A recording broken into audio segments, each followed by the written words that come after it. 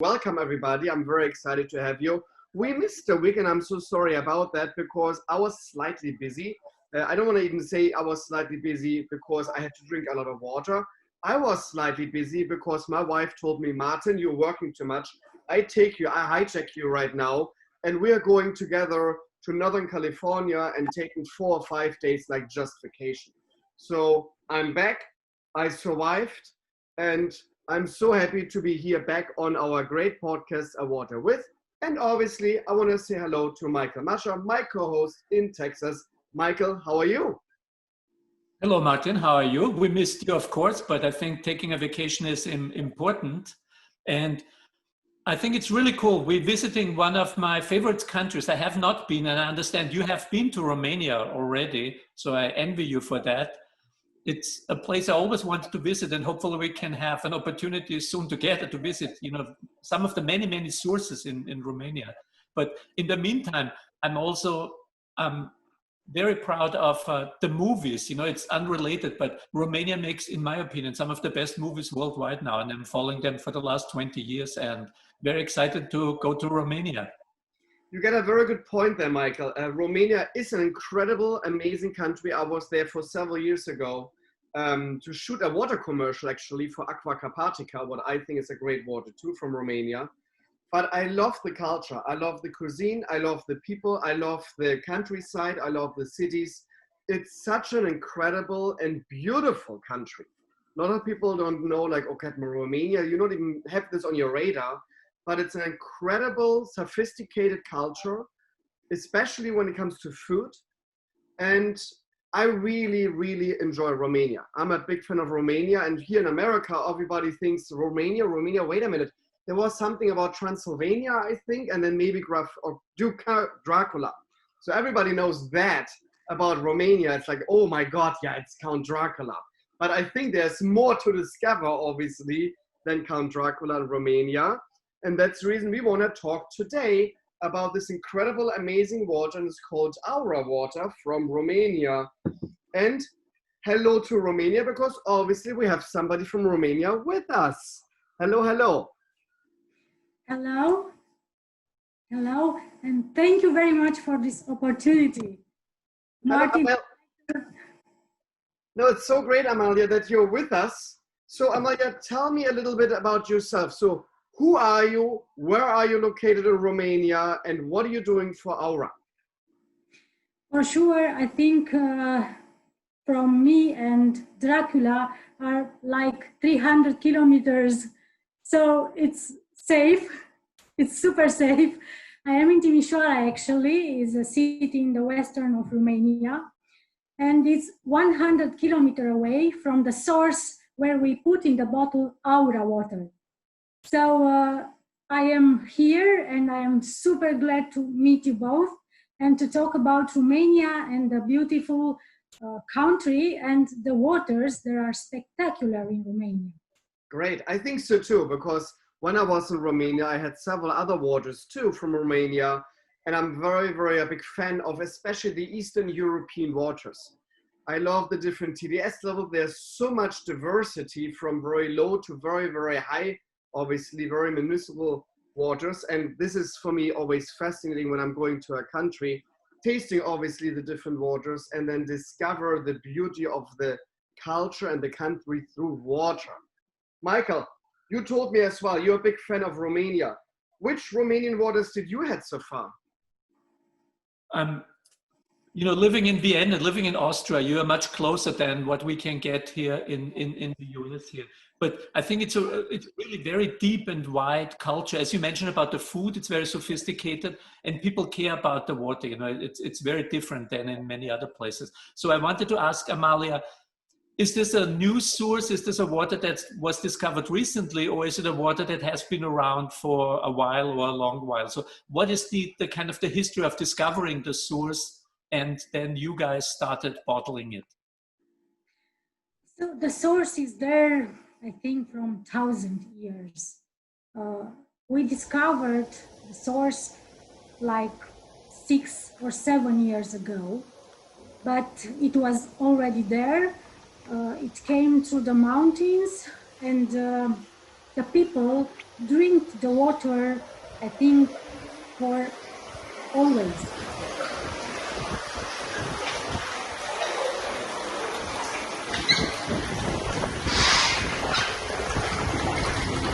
And it was a very nice story because the owners of the company, they do business in the electrical and energy field. Some years ago, they have a proposal to buy a company, a water company. It was very expensive, and they think, okay, this is not for us, but maybe a business with waters is something very good. So they started to look about the source, and they get to Okna de Fier, this village where is the source Usuania, and where we make Aura. So they discovered this source, and they do the analysis, and they get to the idea that is a very, very special water. It's naturally alkaline, it has inside gold and silver colloids also naturally. So it was the sign that there is a good potential for a water company. So this was the idea how we get to the source. So I think it's always interesting because a lot of people thinking, okay, you're finding a water source and then you're becoming right away a multimillionaire, because everybody thinks when you own water, right away you're like a oil magnate, huh? And I think that is something what a lot of people don't understand, that the bottled water industry is a tough one. Let's say it like that. It's very, very hard to get in there. There's big corporations who pretty much own the field of bottled water. And especially in America, they're selling you then nothing else than filtered tap water, where they make millions and millions and millions of dollars of that. For me as a water sommelier, obviously the biggest scam on planet Earth, to selling you a filtered tap water in a plastic bottle. That's just mind-blowing for me, that people thinking that is the right thing to do. So when the owners found that water, what was the next step? Obviously, a lot of comes into the bottle shape, into the logo, the name of the water, everything like this. But was the first thing what you guys did was like, okay, we want to sell in Romania, or was this right away like an idea of that is a water from Romania, but we want to sell it internationally? So what was the first steps? So the first idea was this water is very good. So what are we doing? We put it in plastic, so it will be a normal water in plastic, or we put it in glass, and this will be something else, because you know the glass is the perfect recipient for beverage, for water, and it preserves the taste very, very good. So this was the first idea. It was not so simple because, you know, in Romania, we don't have a glass bottles producer anymore. So we buy it, the bottles we buy from outside Romania. So it is not so easy and not so cheap. As you already told, it is a tough business.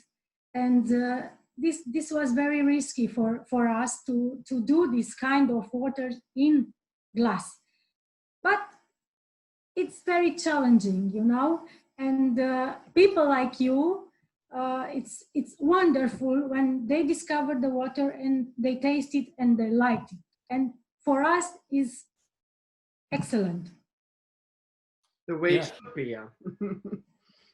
So it's really, as you know, Martin was saying, it's really a very tough business. And what it's really all about is, of course, the water. You know, it has to be a really good water. It has to be a water that has character, right? And especially if you want to put it in glass bottles, you want to make sure that when you sell it and even sell it international, there's something there. Just putting water in a glass bottle doesn't work anymore. There needs to be a water there that is worthwhile of being bottled in a glass bottle, which is expensive, and then shipped around the world. So we totally agree with that. I think the water needs to have character. And I found it really interesting and wanted to ask you to talk a little bit about that, is a big part of your story is gold and silver. So it looks like your area over there was an area where people were, you know, probably looking for gold and silver for a long time. And somehow there's a little bit of the gold and silver in the water. How did you discover this? Was this clear immediately, or did you look at the first water analysis and said, oh my God, there's gold in here? How did this gold and aura and the gold and silver come to be part of your brand? So in the ancient times, in that area in Oknadafir, in Dognecha Mountains, it was a story about Romans. They came to look for gold. In Romania is not so any normal, because a lot of Romans came here looking for gold. And in this area, it was in the ancient time the story about the Dacians, and after the Romans, they drill about the gold. So it was a golden area. So when we discovered the source, we were thinking, okay, if there is gold, maybe we have also in the water. And this was the reason that we find it, and we made analysis, of course, in the lab, not in any kind of lab, because it's not a usual analysis. So we made in an institute in Cluj, also in Romania, and we made this kind of analysis, and we think, okay, this is very special, because in the world, not so many waters has inside gold and silver naturally speaking, because there are a lot of waters, they came with something after when they bottle. No, this is a natural water. If you drink it from the source, you drink also the same in the bottle. It's not any difference. We have only some particles, filters, not anything else. So this is why the water is so good and had character, of course, because it's naturally. Correct. And this is like what I think Michael and myself are the big fans of. Well, not even thinking, I know for a fact actually that we are a big fan of. And I think that is the big thing here, the next big thing in the water industry in general, that people will understand, wait a minute, where's actually my water coming from? And people want to know more and more about the source these days than maybe they wouldn't think about it for 5 years ago. And in Europe, it's always a slightly different thing. In Europe, it's more like, yeah, it's clearly my water is called so-and-so or so-and-so, and it's mostly called after actually the region or after the spring source. So everybody knows already right away where the water is coming from. Here in America, on the other side, they have made up names, a lot of water companies. You have no clue where actually the water is coming from. And then you're not even thinking about it. You're just thinking about the function of a water. Americans love to have a function to a water. That needs to be super hydrating or super alkaline or something like that. But like to say, no, my water comes from a natural occurring source and it will not cure cancer, because a lot of people obviously love this idea of finding the fountain of youth, and I would love to find it too, trust me. Michael would love to find it, but I think we will never find it. Even we had already over 1,000 different mineral waters drinking. I think the idea is like a real water should come from a natural occurring source. And your water does that, and that is exactly what I want to see as a water sommelier. I want to have the taste of the source in my bottle. Nothing should be altered. It should be the originally amazing taste of that particular source in a bottle. And you mentioned it already, right, Amelia? Glass is just the perfect container for it, because glass will not give or release anything. So it's kind of like protected from the environment in a glass bottle. So I'm a big fan of glass bottles. I completely understand that some water companies doing plastic for convenience reasons. I totally understand. But when it comes to me, my heart obviously is for glass, and I think glass is the best container. Do you know, Amelia, what is the total dissolved solid, so the TDS on this water? Around 400. Okay, so we're talking about a good medium TDS level. So that's very interesting. And you have a still and a sparkling version? Yes, what you have there is the sparkling one because it has the black cap, and it's natural, but not so natural, to say like this. From natural water, the still one, we put CO2, also natural, and it is the sparkling version, very good for my taste, and a lot of consumers are very excited about this sparkling water. But the natural one is the still one with the gold cap. This okay. is Did I understand this right?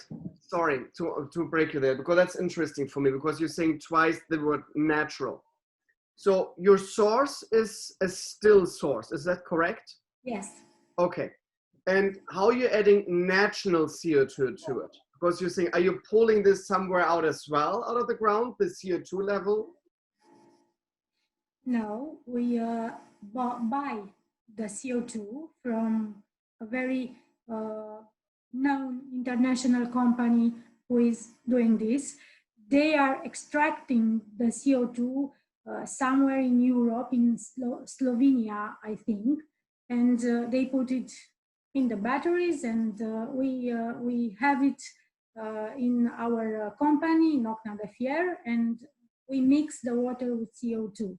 And we have analyzes, the purity is 99.99 for the CO2. So we are super sure that everything is perfect. Actually, we have three systems to survey the water to be perfect from the source in the bottle. We have the SGS for food safety, and we have to ISO, this is a European standard, for also quality and food system, safety food system. So this is the idea. We want to have perfection in the company and everything to be exceptionally for this water, nothing to disturb her from the source in the bottle. Actually, from the source and the place where we put it in the glass, we have 47 meters.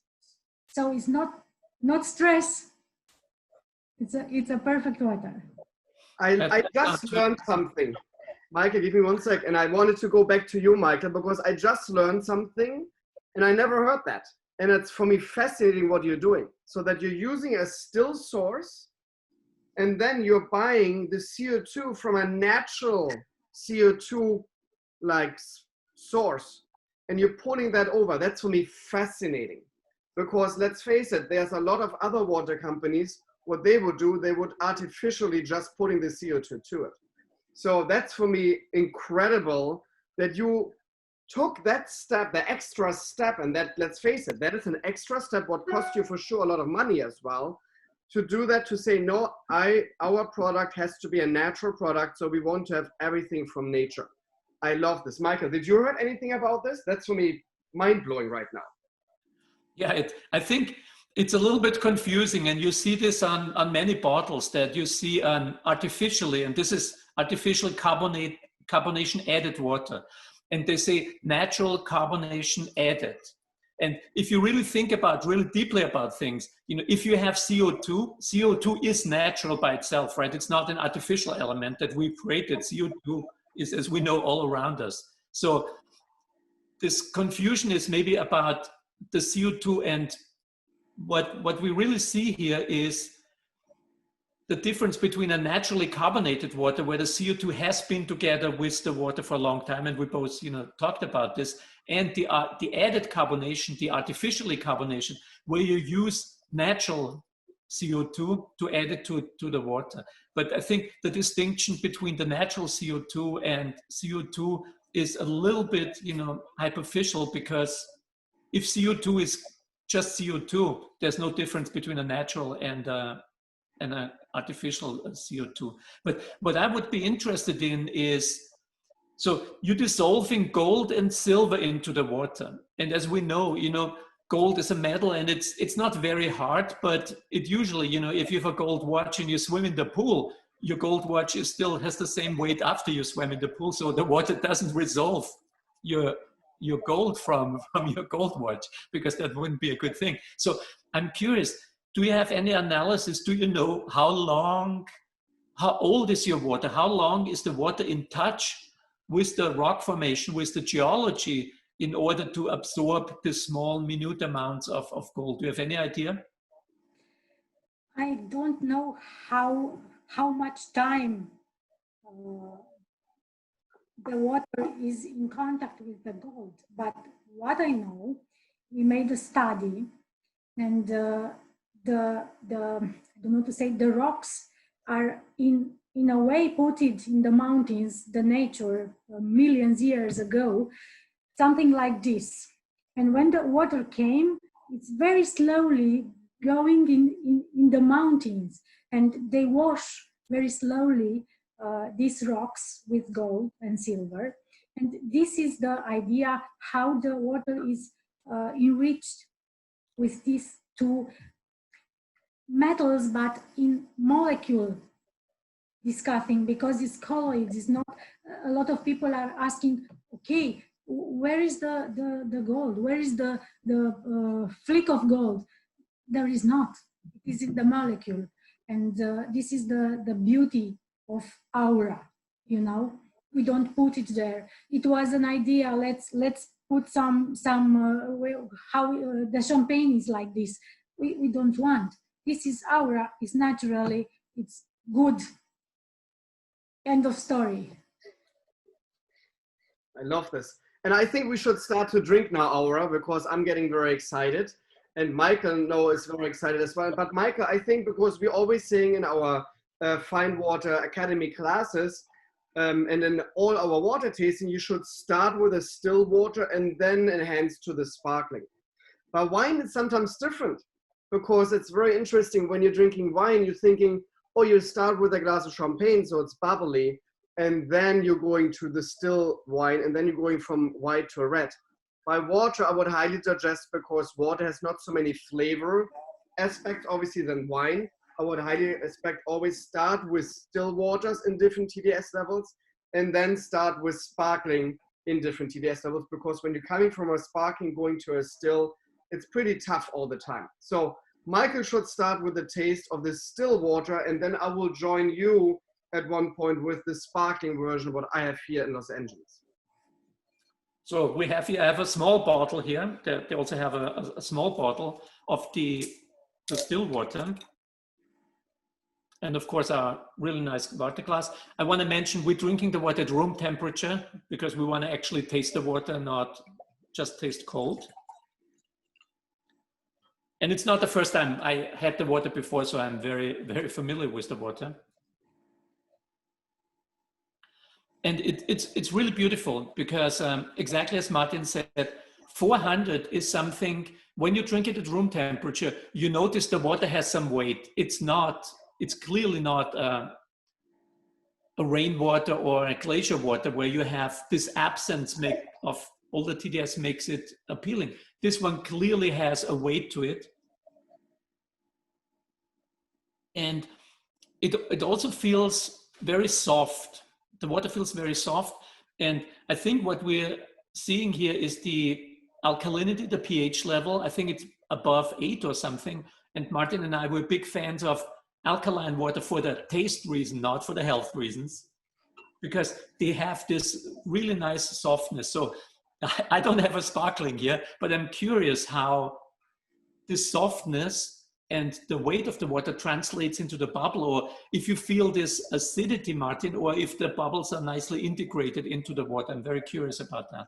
Okay, so let's see. I have here the Aura Natural Gold Water Sparkling, and I will put it into the camera that everybody can see it.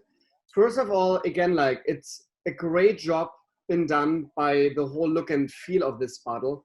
I really look, especially this incredible, beautiful, erotic, sexy woman on the main thing. It's really nicely done. I have to say that is really something unique. Okay, I'm opening it. It's nuts, but sometimes by the sparkling waters, like the carbonation is going nuts right away. We know, like when a Vichy, sometimes we're opening on room temperature, that thing can almost explode sometimes. The same with Roy from Slovenia. So that is really there, some reaction, but I just open it and it looks like a still water stuff. So that's interesting. So let's see what's happening when I'm pouring it. Now you can see clearly it's a sparkling water. And a lot of people are always saying like, Martin, why are you looking at your glass? It's like, come on, it looks like water. It's quite fascinating actually as a water sommelier to look right away into the glass before you even tasting it, because I want to see like how the water looks like. Is there anything like maybe particles, what you can might be see, how the bubble formation. Sometimes the bubbles are very, very bold right away on the glass. Here it looks like a medium carbonated water, what it looks like from the glass perspective. And it looks like a very, very nice round, good like sparkling water. So this is what I just look at it. Then I'm always taking a nose. So I don't see any odor. So my polishing racks are very, very good, because when you have like this very, very intense, sometimes like flat odor, that might be the glass, not the water.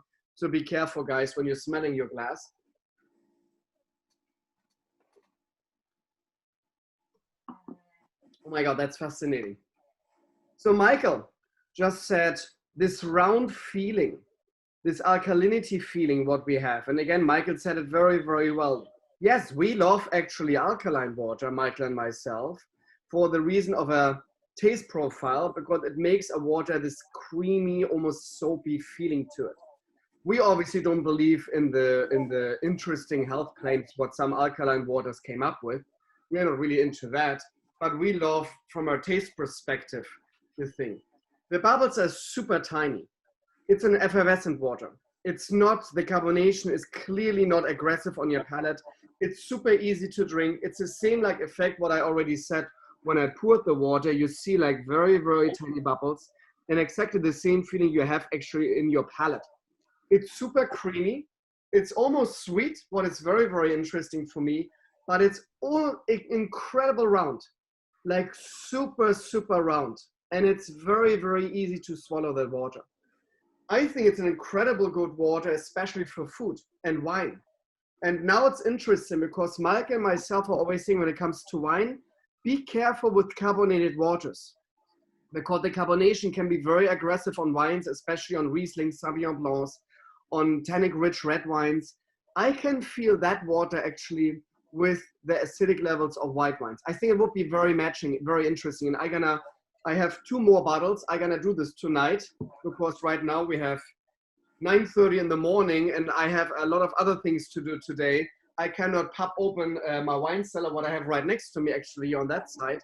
But I'm gonna do this tonight. Maybe I should do a post later on Instagram about the connection of our water to this. But it's very, very, very good, and I'm very, very excited.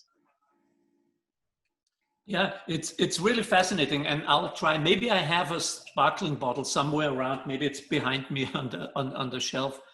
And I think what we're seeing is that if you get into the medium TDS levels with water and you put even added carbonation on, there's much, much more for the carbonation to hold on to. And that's why you can maintain the smaller bubbles, and the integration is much nicer. But it sounds really good. And just from the still water alone that we've tried before, I can also see this being a perfect match for red wine. And it's very food friendly water. It sits right in the middle of things. You know, it's not too low, not too high. So this really covers a very nice kind of area of food. Amelia, have you done any pairings with the water? What is some of the Romanian food that you think would pair extremely well with Aura water? Oh, in Romania, we have a lot of very good food. So for me, it's perfect with any kind of food, but especially with the red meat, because the Aura water is very soft and very friendly. And if you drink it with wine, not together, you for sure you will feel something very special. We go to tastings from red wine, so we could drink a kind of wine we could drink after water and another kind of wine, and you feel that the water is cleaning your mouth because it's alkaline, of course, and very friendly, and you could share the taste of the wine. Excellent. But I want to tell you something, a secret. It's very important for the people who are drinking Aura. If you drink it at 12 degrees, it's the best taste ever, because Aura water in the winter or in the summer is at the same temperature coming to the mountains, 12 degrees. So if you put this water at 12 degrees, you will drink the perfect Aura. You know, it's very important. You will see it is different, but it's his biggest potential at 12 degrees. And I want to tell you, if it's permitted, I want to tell you something very specially, of course, about the label, because it's not so simple. It's not just a label. The label talks about the personality of the water. You know, in Romania, the word water is feminine word, feminine gender. And the silver and the gold are metals and are masculine. So we had to put the feminine and masculine symbols in this label. This is the reason that you use the very beautiful lady, because you know, the most important feminine symbol is the woman who creates life, and the most important masculine element is the sun and the king who wear the crown. So this is something very special here. Here is the water in the atmosphere, and here is the reach of the ground. So together they are Aura.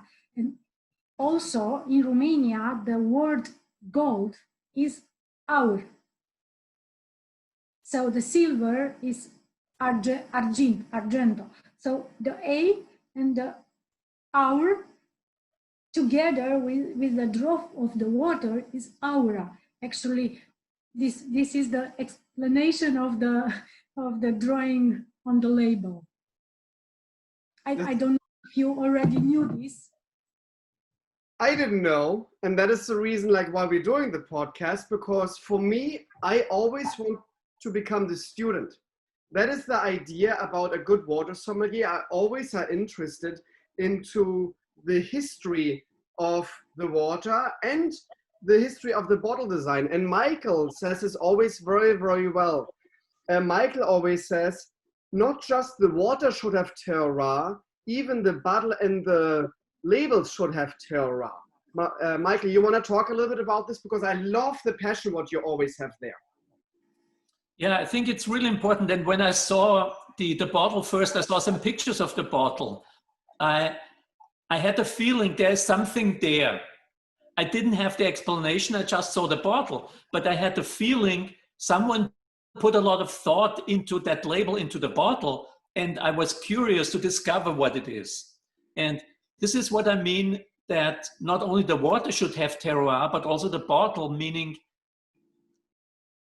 if you just go to a design company and they design you a bottle that has nothing to do with your source, you end up with a brand called Voss. You have the cylinder, it looks very sleek, but there's no connection to the source. And Martin and I, we're both very fond of waters that have this connection to the source. And even Amalia said, you know, oh, if you drink it at 12 degrees and this is Celsius, then it's perfect because it's exactly at the source. This connection between the bottle and the source is very important. And if you design a brand that reflects that, a brand that is careful to the story of the brand, of the water, then I think the bottle helps you make this connection. And again, the beautiful thing is I didn't know everything when I saw the bottle first, but I noticed there's something there and it got me curious and I started exploring. And I think that's a good sign of a brand design if you draw people in with that without saying immediately what it is, you know, on the cover. Have a little bit of the mystique, and I think that's why I think Aura is really a very successful brand not only from the quality of the water, but also the way how it's presented and communicated online and on social media. I think they're doing a very good job. And Amalia, you're distributing fairly widely, right? You have it in the US, in lots of places in Europe, in France. So you're doing good with the distribution. Yes, we have Aura in a lot of countries and in a lot of places. Of course, we want to do this more because now we are only on the beginning, to say like this. And for sure, I think people will love Aura because not only the taste, as you already say, because we made it everything with heart. In every bottle, we have a little bit of our heart because the owners of the company are doing this with a lot of pleasure, not only for business. Of course, in the end, the business is important, but with a lot of pleasure. And this is like a toy, you know, like a special, very special toy. No, I think it's incredible. Well, so where can here, because most of our listeners coming from America, is this water been found in retail or just in restaurants? Where can people get their hands on this incredible good water? I think the best way to find this is to go online on the website. Our distributor from USA, they have a site and there are a lot of informations. We have not in retail, maybe not yet. They done a good job there, but Aura is for restaurants and for luxury industry, and I think for the people who want something special, not only just the water, but a special water. So they are doing a good job. I don't know exactly the places because they are doing all the work there. We work only here as a producer. We have in a lot of countries in the world, we have distributors. We don't do this directly. And we are very, very super glad that we work with very nice and very good people. They understood the product from the beginning and they are trying to do the very best of Aura brand. So thank you all. And I hope you will find it in US in a lot of places. I know a lot of good restaurants and good hotels, and maybe I don't know in the future after the pandemic, because unfortunately we live in this period of time. It will be in a lot of places in US and not only. Mm-hmm. Yeah, and I have been contacted the first time by your US distributor, and I was very impressed because he said, I'm just bringing the water in. I have researched the web, you know, I've discovered Martin in Los Angeles, I've discovered your website. Can we work together? And for me, that's always the sign that people take the water serious. And you mentioned it before. It's the passion. What Martin and I are seeing with your company and your water is the passion that, yes, it needs to be a business. You need to make money. We all need it. But it's not just about the money like we see in much bigger companies where it's all about the spreadsheet, the profit margins, and the distribution. It's really about the passion. And I was very impressed with your distributor here in the US. And I think he's working now together with Salacious Drinks out of Washington, DC. So we put the link below there, but Salacious Drink would be a good place for you to get our water here in the US. I think they already have it in their portfolio. And as you said, they're trying to get it into restaurant, but right now it's really, really hard with restaurants because they're all closed. So hopefully this is over soon. And hopefully Martin and I at some point will also be able to visit your source and maybe do some food pairings, and you introduce us to some good food from Romania, from the different regions, and we're going to pair some waters with it. That would definitely be a joy for us. For sure, we wait in Romania and especially here in the Banat area. And I could tell you the food is wonderful. And we have something called sarmale. Everybody loves this kind of food. So please come to Romania for aura in the first time and after to eat sarmale. I like that. I can tell you right away because I have to say, and I want to be honest, I've been exposed to so many brands all the time. I slightly forgot a little bit about Aura. I had it here on my display for quite a while. I just revisited it and I'm really fascinated about, again, the taste and the creaminess in a sparkling water, what is very, very unusual. You don't have it so many. So for me, I can tell you right away, I will reach out actually to your distributor today because I want to have it on our water menu at Petit Hermitage. I think it's such a great water. It fits perfectly Petit Hermitage. Michael been to the hotel.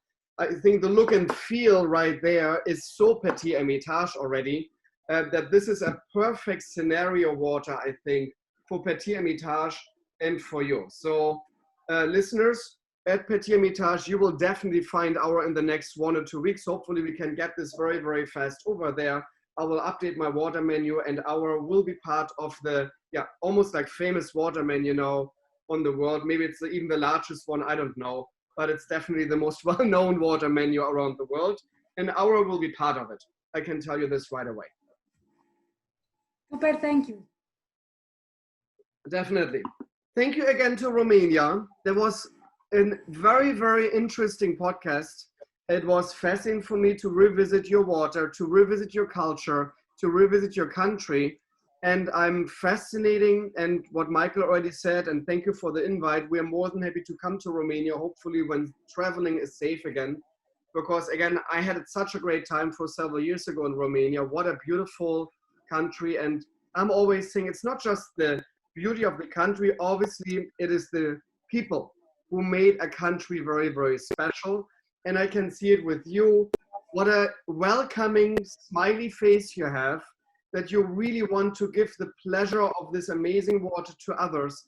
And that is exactly what we want to see as water sommeliers, because we need to have a great story connected to incredible good water. Michael, in Texas, everything good? Something else? I will be. Everything good. I will be looking in my closet now if I also have a sparkling version of the water, because I don't think I've tried a sparkling version. But I think you described it extremely well. And yeah, it was really good. And it's this passion, right?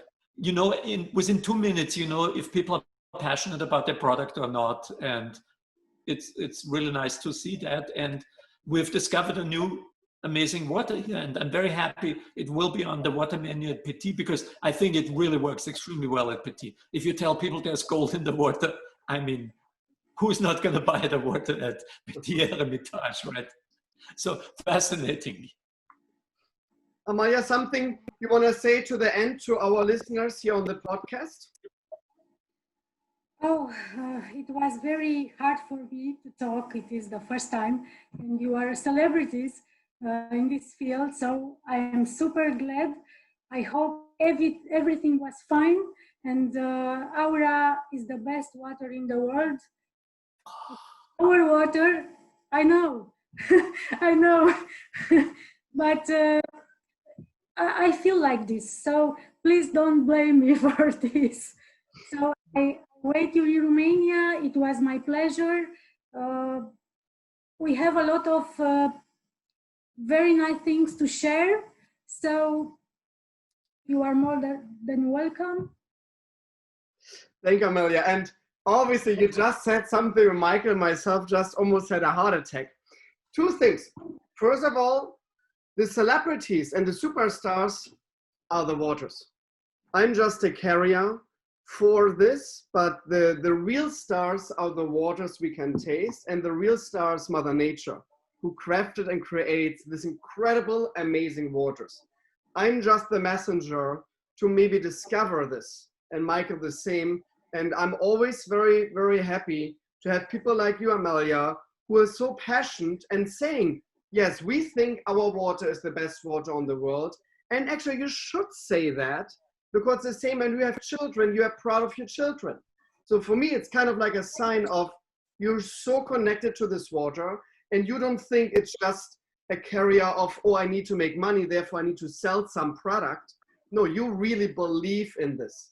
And that is a great passion. And therefore, I actually admire this. And this is always what our listeners know. In the end, I'm always saying, you know, stay hydrated, drinking water.